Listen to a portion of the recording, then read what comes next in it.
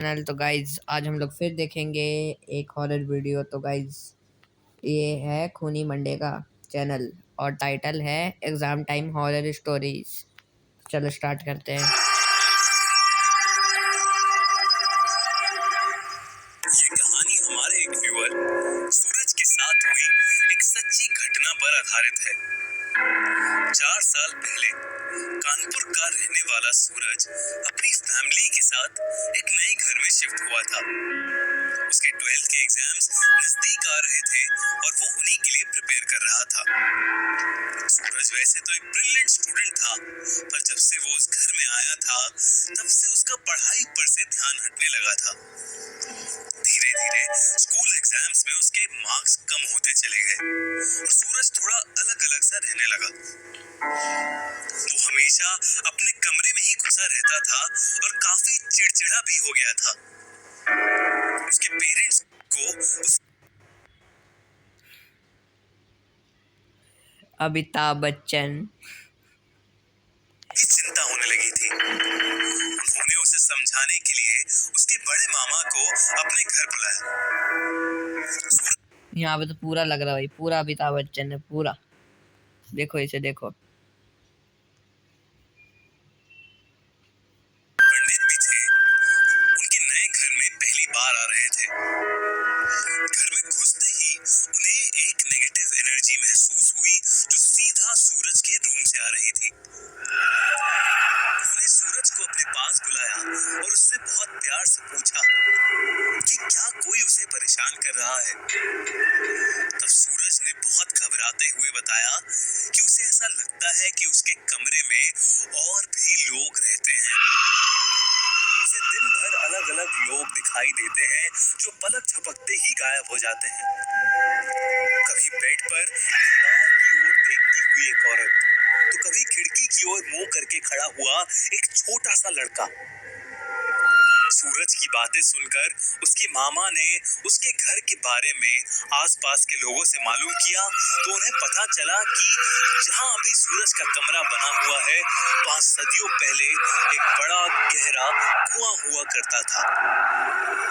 कई लोगों की उस कुएं में गिरकर मौत हो गई थी और इसीलिए उस कुएं को बंद कर दिया गया था। उसके मामा ने जब ये बात सूरज के पेरेंट्स को बताई तब वो दंग रह गए। उसके मामा ने बताया कि ये नेगेटिव एनर्जी उसके कमरे में उन लोगों की भटकती आत्माओं की थी जो उस कुएं में गिरकर मर गए होंगे, पर आज तक उन्हें मुक्ति नहीं मिली।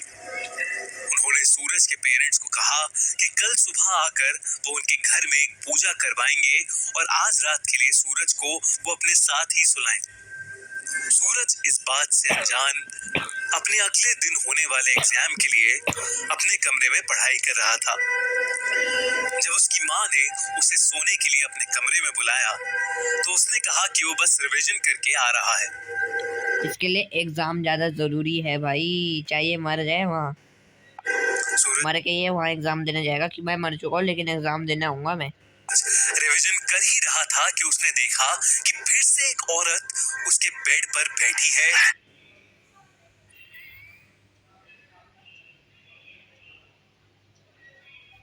और वही छोटा लड़का खिड़की की तरफ मुंह करके खड़ा है। सूरज ने घबराकर उनको आवाज लगाई, कौन है वहां? इसके बाद सूरज के साथ जो हुआ वो उसे कभी नहीं भूल पाया। पहले उस लड़के ने अपनी गर्दन पूरी उल्टी घुमाई और फिर उस औरत ने उस कमरे के नीचे से एक एक करके लोग निकलने लगे और वो धीरे धीरे सूरज के करीब आने लगे। उन सभी के लंबे लंबे हाथ सूरज को नीचे जमीन में खींचने लगे। तब सूरज जोर से चिल्लाने लगा, बचाओ बचाओ! और उसके पेरेंट्स भागे भागे उसके कमरे में आए और लाइट ऑन करी। उन्होंने देखा कि सूरज जमीन पर एक तो वहाँ भूत है, ऊपर से वहाँ रात को अकेला है और लाइट भी बंद कर रखी बंदे ने। बैठा कांप रहा था और उसके आसपास कोई भी नहीं था। उसकी हालत बहुत खराब थी और उसके पेरेंट्स तुरंत उसे हॉस्पिटल ले गए। सूरज इतना डरा हुआ था कि उसका फीवर उतर ही नहीं रहा था। अब क्या हुआ बेटे, एग्जाम का दे दिया एग्जाम, डॉक्टर ने रिवीजन उसे करूंगा। एक इंजेक्शन देकर सुला दिया। वीकनेस की वजह से उसकी हालत इतनी खराब हो गई थी कि वो हफ्ते भर हॉस्पिटल में ही एडमिट था। दे एग्जाम कर रिवीजन। इस बीच उसके मामा ने उसके घर में शांति के लिए पूजा करवाई। जब सूरज ठीक हुआ तब उसके पेरेंट्स ने सूरज को कुछ महीनों के लिए अपने मामा के साथ रहने भेज दिया और जब वो एक नए घर में शिफ्ट हो गए तब सूरज को वापस बुला लिया। सूरज उस साल अपने फाइनल बोर्ड एग्जाम्स भी नहीं दे पाया, बल्कि सूरज आज भी लेट नाइट पढ़ नहीं पाता है और हर एग्जाम से पहले उसे उस घटना की भयानक यादें डरा देती हैं। Haunted school staff room. GSM public school Nainital का एक बहुत ही फेमस स्कूल था। वहाँ बहुत ही रेप्यूटेड घर के बच्चे पढ़ते थे। उस स्कूल का पूरे नैनीताल और आसपास वाले एरिया में बहुत नाम था, इसलिए रंजना वहाँ एज अ टीचर जॉब करना चाहती थी। रंजना साइंस की टीचर थी और वो 6th to 8th क्लास को साइंस पढ़ाया करती थी और वो बहुत वक्त से जीएसएम पब्लिक स्कूल में जॉब ट्राई कर रही थी। फाइनली उसकी जॉब उस रेप्यूटेड स्कूल में लग गई थी। रंजना बहुत खुश थी और वो पूरे मन से अपनी जॉब किया करती थी। स्कूल में एग्जाम्स का टाइम आ गया था और एक दिन रंजना एग्जाम पेपर्स चेक करने के लिए स्कूल के स्टाफ रूम में लेट तक रुकी हुई थी। उसने अपने पेरेंट्स को बताया था कि वो स्कूल से लेट आने वाली थी, मगर चिंता की बात तो तब हुई जब रात के 11 बज गए और रंजना का कुछ अता पता नहीं चला। उसके पापा गायब गायब होगी, मतलब स्कूल से उसे बार बार कॉल कर रहे थे, मगर वो फोन ही नहीं उठा रही थी। देखते ही देखते 12 बज गए, फिर 3 बज गए और फिर अगले दिन की सुबह होने को आ गई। उसके पापा तुरंत स्कूल के लिए निकल गए। सुबह भी हो गई मतलब। मगर स्कूल के गेट पर ताला लगा था। इसके बाद रंजना के पापा सीधा लोकल पुलिस स्टेशन गए और अपनी बेटी की मिसिंग रिपोर्ट दर्ज करा दी। ये सब अभी चल ही रहा था कि रंजना के पापा को उसके स्कूल के स्टाफ रूम वाले नंबर से एक कॉल आया। उन्होंने तुरंत फोन उठाया और उनके पैरों तले जमीन खिसक गई। वो पुलिस को लेकर फौरन स्कूल के लिए निकल गए। वहां पहुंचकर उन्होंने देखा कि स्टाफ रूम में रंजना की लाश पड़ी है। उसके सर पर गहरी चोट लगी हुई थी और शरीर पर और जाए स्कूल ज्वाइन करने में पड़ी लाश, ढेर सारे चोट के निशान थे। पुलिस ने ये सब देखकर तुरंत रंजना की डेथ की इन्वेस्टिगेशन शुरू कर दी। उसके शरीर के निशान सीधा इशारा कर रहे थे कि उसे किसी ने बड़ी बेरहमी से मारा है। पुलिस ने जब सीसीटीवी फुटेज चेक किया तो उन्हें उसमें कुछ नहीं मिला। शाम 8 बजे तक रंजना पेपर्स चेक करती नजर आ रही थी और उसके बाद अचानक सीसीटीवी फुटेज करप्ट हो गई थी। ये केस पूरे नैनीताल में फेमस हो गया और जीएसएम पब्लिक स्कूल काफी चर्चा में रहने लगा। स्कूल की प्रिंसिपल को ये बात बिल्कुल पसंद नहीं आ रही थी कि उसकी स्कूल की रेपुटेशन खराब हो रही है, इसलिए उसने पुलिस इन्वेस्टिगेटर अजय को बार बार स्कूल में आने से मना कर दिया। अजय ने केस के बारे में खूब इन्वेस्टिगेट किया, मगर उसे कुछ समझ ही नहीं आ रहा था कि आखिर रंजना का मर्डर हुआ कैसे और क्यों। उस स्कूल के सामने एक चाय और स्नैक्स की दुकान भी थी, जहाँ एक बूढ़ी अम्मा सफाई का काम किया करती थी। एक बार अजय जब वहां पर चाय पी रहा था तो वो बूढ़ी अम्मा अचानक से बोल पड़ी कि उस स्कूल में भूत है और उस भूत ने ही उस टीचर को मारा है। ये सुनकर पहले तो अजय हंस पड़ा, लेकिन फिर कुछ देर बाद उसने सोचा कि वो एक बार रात में जाके स्टाफ रूम चेक करके ही क्यों ना आ जाए। इसलिए एक शाम स्कूल बंद होने के बाद अजय गार्ड से स्कूल खुलवाकर चुपचाप स्टाफ रूम में इन्वेस्टिगेट करने चला गया। स्टाफ रूम में जाते ही उसको कुछ अजीब सा महसूस होने लगा। अचानक ही स्टाफ रूम का टेम्परेचर ठंडा पड़ गया था। अजय ने स्टाफ रूम को अंदर से बंद किया और फिर इन्वेस्टिगेट करने लगा। उसने रंजना का लॉकर खोला और डॉक्यूमेंट्स देखने लगा। तभी स्टाफ रूम की सारी लाइट्स फ्लिकर करने लगी। अजय ने ट्यूबलाइट थोड़ी घुमाई ताकि लाइट फ्लिकर होनी बंद हो जाए और वो जल बुझ बंद भी हो गई। इन सब पे ध्यान न देता हुआ अजय दोबारा अपना काम करने लगा कि तभी रूम में लगी ट्यूबलाइट ब्लास्ट हो गई और पूरे स्टाफ रूम में अंधेरा छा गया। अजय ने इस बात को ज्यादा सीरियसली नहीं लिया और सभी पेपर्स उठाकर भाई वो फट गई, कुछ भी मतलब ध्यान ही नहीं दिया। अब कल को टेबल फट गई है, इसने ध्यान ही नहीं दिया। क्या है भाई, ट्यूबलाइट फट गई वो। रूम से बाहर जाने लगा मगर स्टाफ रूम का दरवाजा अब खुल ही नहीं रहा था। उसने दरवाजा खोलने की बहुत कोशिश की मगर वो खुल ही नहीं रहा था। तभी अजय को अपने पीछे से किसी औरत के रोने की आवाज आई। वो पलटा और उसका दिल पूरी तरह दहल गया। एक औरत दीवार की तरफ मुंह करके जमीन पर बैठी रो रही थी। मुझे बहुत डर लगता है भाई, मुझे बहुत डर लगता है। अजय की धड़कनें ये देखकर बहुत तेज हो गई थी क्योंकि पूरे स्कूल में उसके अलावा कोई था ही नहीं। वो पूरी जान लगाकर दोबारा दरवाजा खोलने की कोशिश में लग गया मगर अगले ही सेकंड वो बर्फ सा वहीं जम गया। वो धीरे से मुड़ा तो उसने देखा कि वो औरत ठीक उसके पीछे छत से उल्टी लटकी हुई है। जब उसने ध्यान से उसका चेहरा देखा तो उसकी आंखें फटी की फटी रह गईं। वो औरत कोई और नहीं बल्कि रंजना ही थी। उसकी आत्मा उसी स्टाफ रूम में कैद थी। देखते ही देखते रंजना की आत्मा छत से ही फ्लोट करते हुए उसी कोने में चली गई जहां वो बैठकर रो रही थी। उसने जैसे ही रंजना की आंख में आंख मिलाई, रंजना जोर से चिल्लाई और फिर हवा में कहीं गायब हो गई। अजय उस कोने की तरफ गया तो उसने देखा कि स्टाफ रूम की वो दीवार लकड़ी से बनी थी जबकि बाकी दीवारें सीमेंट से बनी थी। अजय ने तुरंत वो दीवार तोड़ जो उसने वहां देखा वैसा कुछ उसने आज तक कभी नहीं देखा था। उस दीवार के अंदर इंसानी हड्डियां पड़ी थी। उन हड्डियों के ऊपर खून लगा था और पास में ही एक गुड़िया रखी थी जिसके गले पर इंसानी बाल उसकी फोटो भी रखी हुई वहाँ भाई, काला जादू किया गया है। थे। सबसे चौंका देने वाली बात तो ये थी कि उस गुड़िया के नीचे एक तस्वीर रखी थी। वो तस्वीर किसी और की नहीं बल्कि रंजना की ही थी। किसी ने रंजना को मारने के लिए और उसकी आत्मा को ट्रैप करने के लिए काला जादू किया था।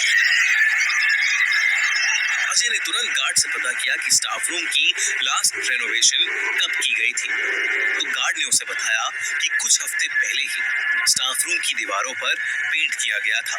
अजय ने गार्ड से रेनोवेशन कराने वाले ठेकेदार का नंबर लिया और उससे पूछताछ की।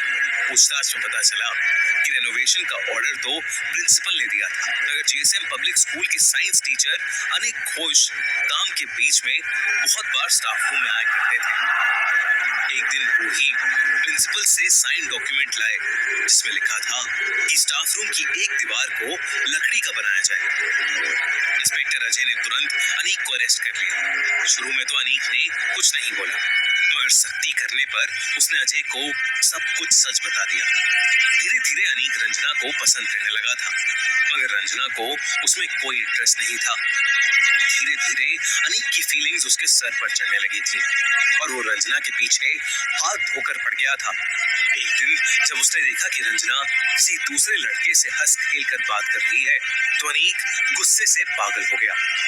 जिस दिन रंजना स्कूल में देर तक रुकी थी उस दिन छुट्टी के बाद अनीक भी स्कूल में छुपा बैठा था। वो स्टाफ रूम में गया और रंजना से जबरदस्ती रंजना ने अपने बचाव में अनीक को धक्का मारा मगर अनीक को बहुत तेज गुस्सा आ गया और उसने रंजना का सर टेबल के कोने पर दे मारा।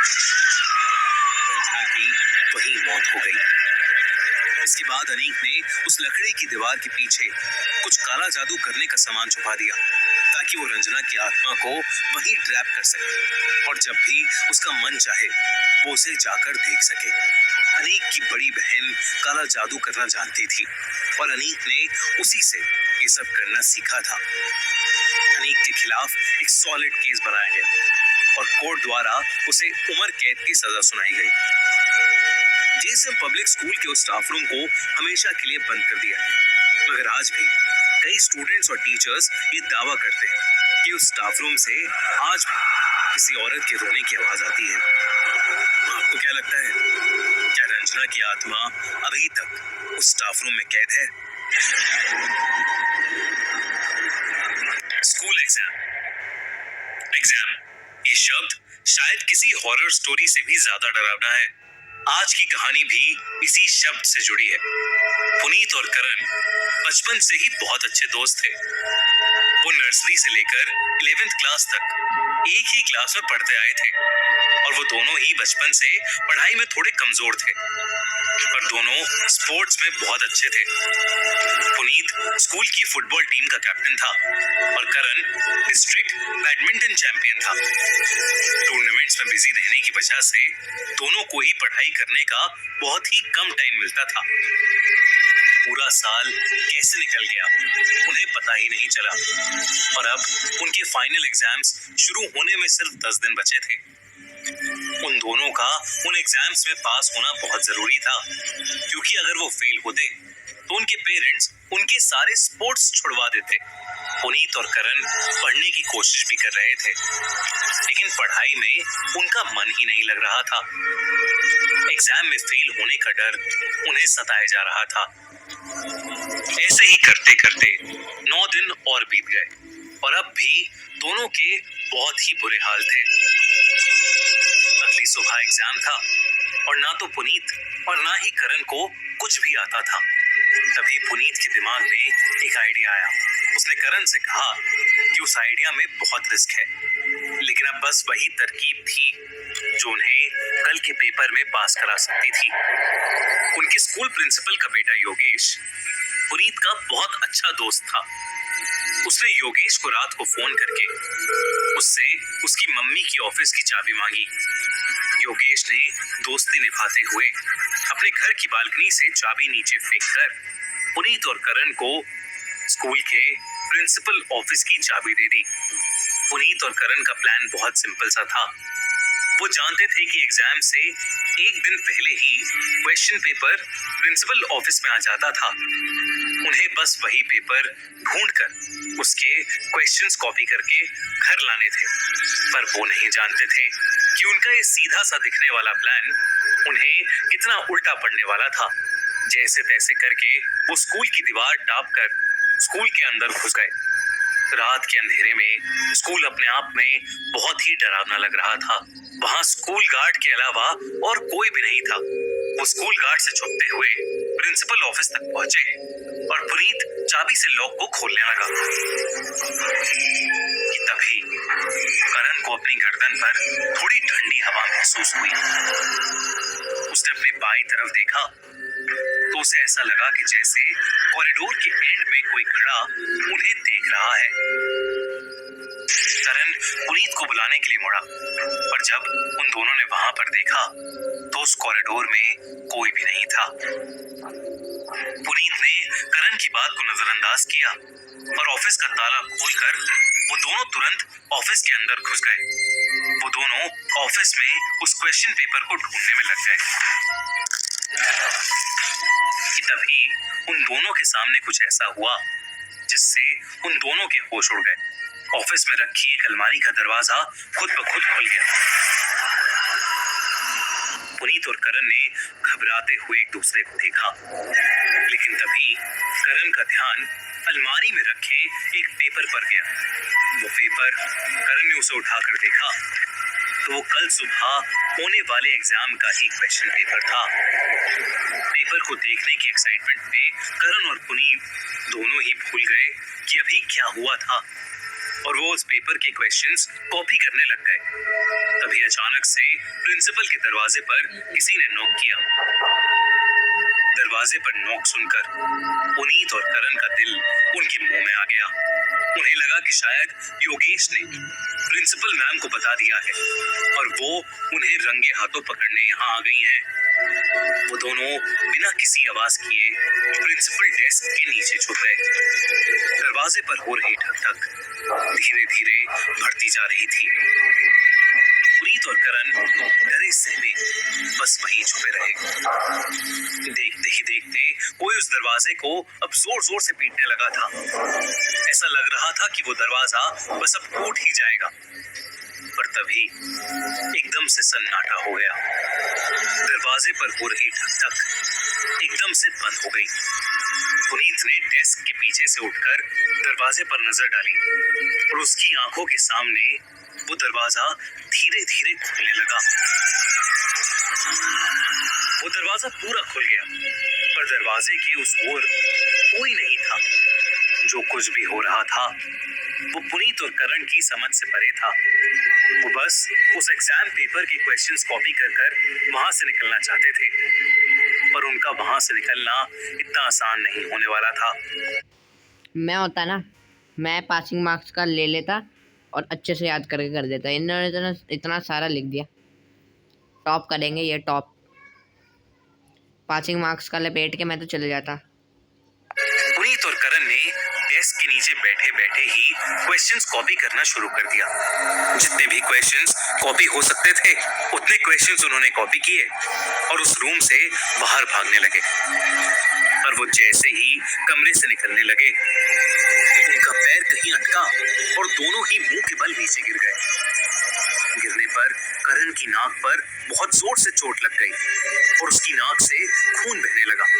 वो झटका उसे इतनी जोर से लगा कि करण देखते देखते ही वहीं बेहोश हो गया। पुनीत करण को देख ही रहा था कि तभी उसे अपने पीछे कुछ महसूस हुआ। उसने जमीन पर लेटे लेटे ही अपनी गर्दन को घुमाया तो उसे अपने पास नीले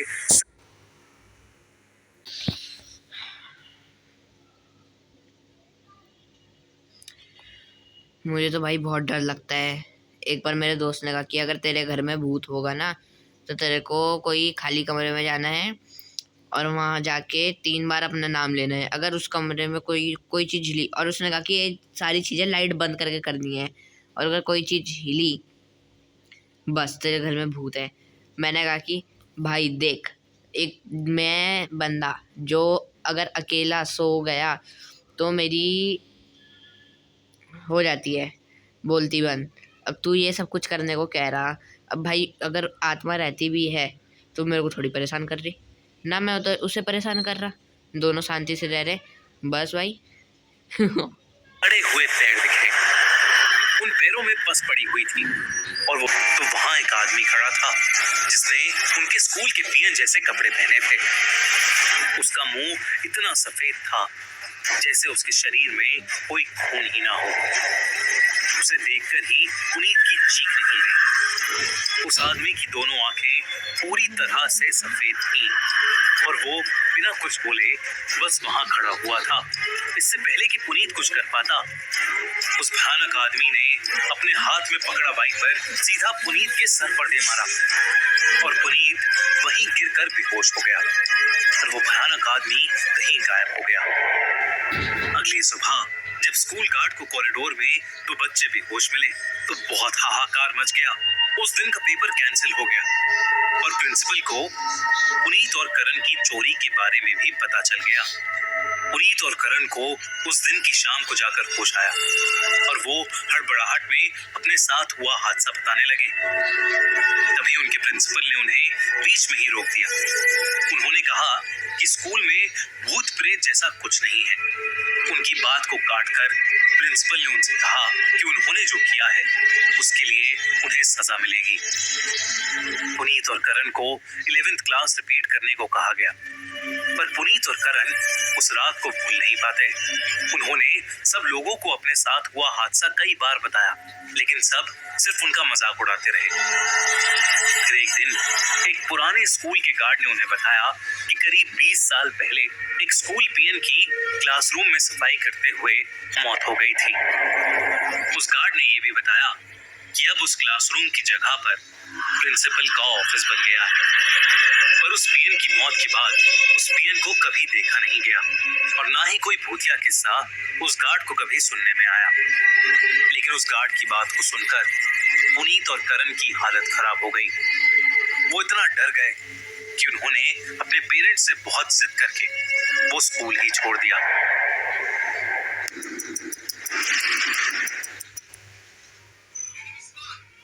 ये कहानी 19 साल के इवान की है। इवान का कॉलेज में नया नया एडमिशन हुआ था और वो बहुत ही एक्साइटेड था, लेकिन उसे नहीं पता था कि उस कॉलेज में उसका इंतजार कौन सी भयानक मुसीबत कर रही है। उसका कॉलेज में पहला दिन था।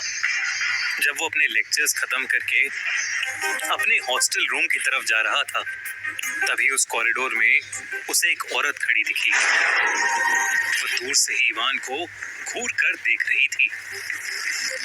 उसे लगा कि वो कोई खड़ूस सी टीचर है, तो वो चुपचाप अपने रूम में चला गया। उस दिन के बाद इवान अक्सर उस टीचर को अपने रूम के बाहर वाले कॉरिडोर में देखता था और वो हमेशा उसी वक्त दिखती थी जिस वक्त उस कॉरिडोर में और कोई भी नहीं होता था। इवान को ये बात अजीब लगती थी और इसीलिए उसने कई बार उस टीचर को ग्रीट करने की कोशिश भी की, लेकिन वो टीचर कभी कोई रिएक्शन ही नहीं देती थी, बस इवान को घूरती रहती थी। उस कॉलेज में 2 लाइब्रेरी थी, एक जो नई नई बनी थी और एक बहुत पुरानी। वो पुरानी लाइब्रेरी पिछले 1 साल से बंद पड़ी थी, पर एक रोज जब इवान वहां से गुजर रहा था तो उसने उसी अजीब सी दिखने वाली टीचर को उस पुरानी लाइब्रेरी के अंदर जाते देखा। उसने सोचा कि वो उस टीचर को फॉलो करेगा और पता लगाएगा कि आखिरकार दीवार पर कुछ लिख रही थी और साथ ही कुछ बड़बड़ा रही थी।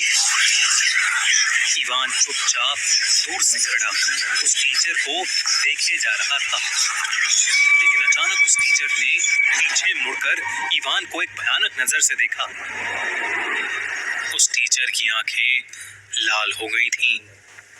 इवान को एक अजीब सा डर लगने लगा था, इसलिए वो जल्दी से वहां से निकल गया। जब उसने उस लाइब्रेरी से बाहर निकलकर दरवाजे पर गौर किया तो उसने देखा कि वहां ताला लगा था। इवान को कुछ समझ नहीं आ रहा था, तो वो अपने हॉस्टल की तरफ वापस चला गया। उसके हॉस्टल वार्डन ने उसकी ऐसी घबराई हुई हालत देखकर उससे पूछा कि अचानक उसे क्या हो गया है। जब उसने पूरी बात अपने हॉस्टल के वार्डन को बताई तो वार्डन अचानक चौंक उठा। ऐसा लग रहा था कि मानो इवान की बात सुनकर वो सुन्न पड़ गया हो। वार्डन को देखकर इवान और डर गया और उसने वार्डन से पूछा कि उसे क्या हो गया और वो टीचर आखिर है कौन। वार्डन ने इवान से तो कुछ नहीं कहा, लेकिन उसे एक वार्निंग जरूर दी कि वो दोबारा भूल कर भी उस पुरानी लाइब्रेरी के आसपास न भटके। डरे हुए इवान ने अपनी गर्दन हिलाई और अपने रूम में चला गया। रात में इवान अपने रूममेट रॉन के साथ बैठा हुआ था। वो एक दूसरे से बातें कर रहे थे कि तभी इवान को अपने रूम के दरवाजे के नीचे किसी की परछाई नजर आई। उससे पूछा कि वो इतना टेंस्ड क्यों है। तब इवान ने रॉन को उस अजीब सी दिखने वाली टीचर के बारे में बताया, जिसे सुनकर रॉन भी बहुत हैरान हो गया। रॉन ने इवान से कहा कि उसे भी वो टीचर कई बार दिखी है, कभी उनके रूम के बाहर वाले कॉरिडोर में तो कभी वाटर कूलर के पास। वो दोनों बातें कर ही रहे थे कि इतनी देर में इवान और रॉन के रूम के बाहर फिर कोई परछाई आई। इस बार वो दोनों अपने रूम से बाहर आकर कॉरिडोर में उस परछाई को ढूंढने लगे। कुछ आगे जाते ही वो दोनों उसी पुरानी लाइब्रेरी तक पहुंच गए थे। हॉस्टल वार्डन की चेतावनी के बावजूद इवान रॉन को लेकर उस लाइब्रेरी के अंदर चला गया। लाइब्रेरी के अंदर अब भी बहुत तेज एक बू आ रही थी, जैसे कई दिनों से कुछ सड़ रहा हो। लाइब्रेरी की डरावनी शांति में उन्हें किसी की तेज आवाज में कुछ बड़बड़ाने की आवाज सुनाई दे रही थी।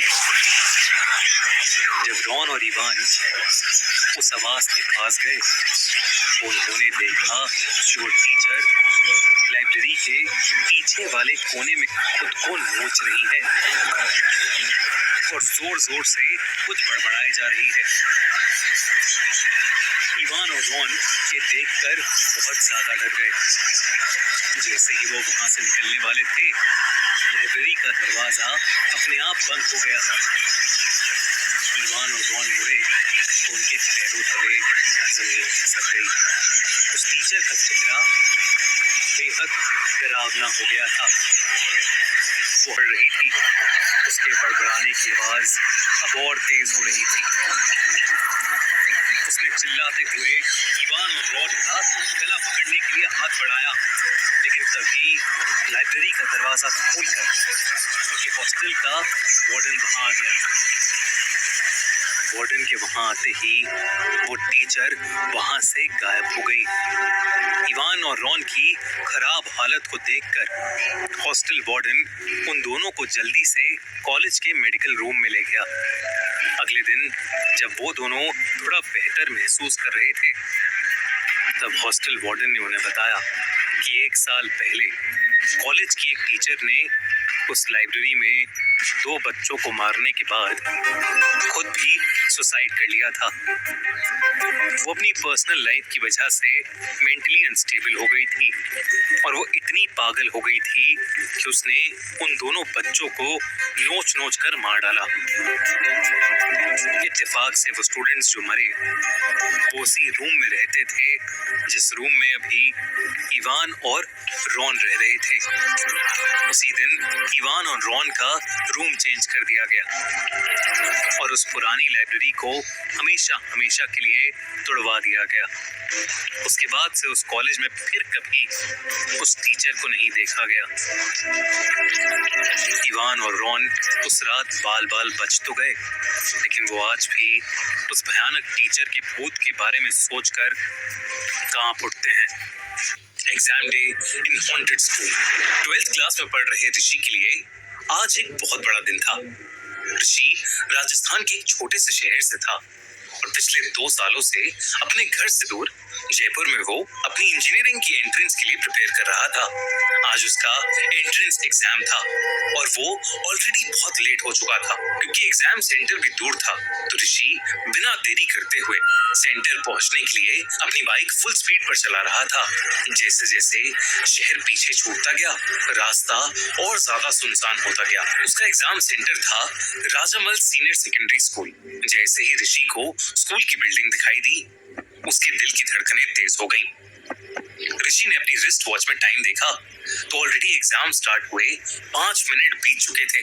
उसने जल्दी से स्कूल के बाहर बाइक खड़ी की और गार्ड से अंदर जाने की भीख मांगने लगा, लेकिन वो गार्ड बस मुस्कुराया और उसने उसको आसानी से अंदर जाने दिया। अंदर जाते हुए जब ऋषि ने उसके चेहरे की तरफ देखा तो एक अजीब सी चमक उसकी आंखों में थी, जैसे कोई सालों बाद वहां आया हो। स्कूल के हॉलवे में सब कुछ नॉर्मल लग रहा था। एक बड़ा सा कॉरिडोर और क्लासरूम जिनके डोर्स खुले हुए थे और सारे स्टूडेंट्स पहले से ही क्लासरूम में थे और उन्होंने अपना एग्जाम लिखना स्टार्ट कर दिया था। ऋषि भी भागकर अपने एग्जाम हॉल में गया। उसे पेपर डिस्ट्रीब्यूट हुआ और वो जल्दी जल्दी अपने आंसर्स लिखने लगा। पहले 30 मिनट सब कुछ बिल्कुल नॉर्मल रहा। ऋषि अपनी पूरी कंसंट्रेशन के साथ अपने आंसर्स लिख रहा था। अब तक वो 4 आंसर्स का जवाब दे चुका था। घड़ी में 10:35 हो गए थे। 5th आंसर लिखते ही जैसे ही उसकी नजर सामने खड़ी टीचर पर गई, वो अचानक से घबरा गया क्योंकि वो टीचर उसे बड़े अजीब तरीके से घूर कर देख रही थी। पर ऋषि ने उन पर ध्यान न देते हुए वापस अपने एग्जाम पेपर पर लिखना शुरू कर दिया, लेकिन उसे कुछ बहुत अजीब दिखा। उसने देखा कि अभी अभी जो 5th क्वेश्चन का आंसर उसने लिखा था वो आंसर शीट पर था ही नहीं। आंसर शीट में अभी भी आंसर नंबर 4 ही था, उसके आगे कुछ नहीं। ऋषि को कुछ समझ नहीं आया। उसने टाइम देखा तो घड़ी अभी भी 10:35 दिखा रही थी। 10 मिनट पहले भी यही टाइम था जब उसने ये कोई लूप में फंस गया क्या? आंसर नंबर 4 लिखा था। तभी ऋषि ने महसूस किया कि एग्जाम हॉल के स्टूडेंट्स अजीब बिहेव कर रहे थे। सब बिल्कुल चुप, बिना एक भी आवाज के लिख रहे थे। तभी एक लड़का जोर से अपनी उंगली डेस्क पर घिसने लगा। अपनी उंगली घिसते हुए उसका एक नाखून निकल गया, पर वो तब भी नहीं रुका। ये देखकर ऋषि को कुछ समझ नहीं आ रहा था, क्योंकि जहां वो लड़का रुक ही नहीं रहा था, वहीं बाकी सब, यहाँ तक कि एग्जाम टीचर भी उस लड़के की तरफ नहीं देख रही थी। तभी ऋषि को एक कोने से एक और आवाज आई। उसने मुड़कर देखा तो एक लड़की बिना रुके पागलों की तरह अपने एग्जाम बोर्ड को अपने सर पर मार रही थी। एक लड़का अपने पेन से अपने हाथ को चुभाए जा रहा था।